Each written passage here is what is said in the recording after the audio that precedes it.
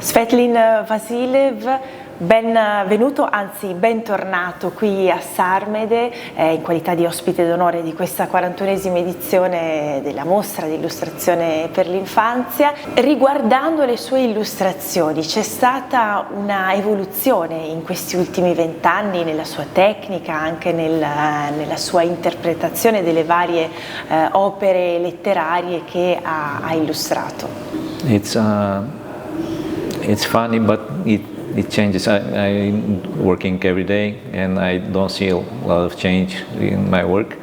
But when you take a step back and look what you have done, you see a lot of differences through the years.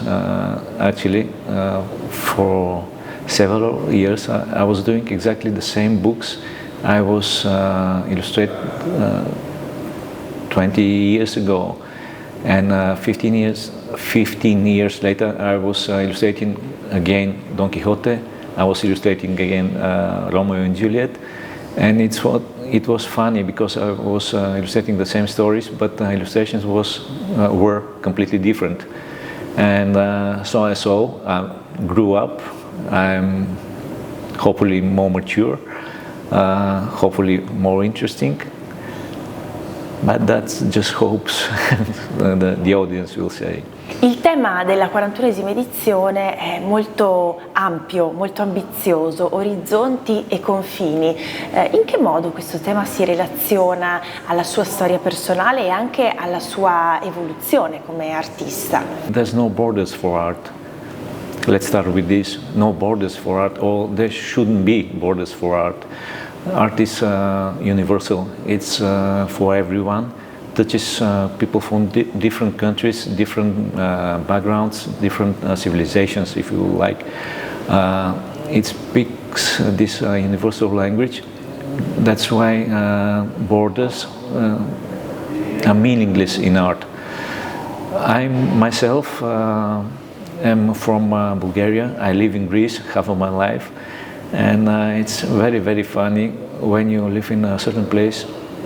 After several years, you understand people are pretty much the same everywhere in the world, with the same problems, with the same hopes, same dreams, same questions about life or existence, whatever.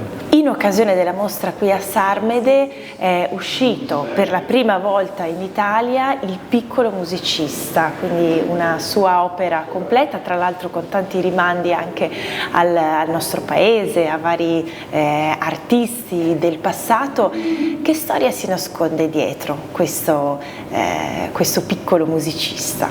It's an exciting start. It's very, very soft and gentle story. I'd like very much.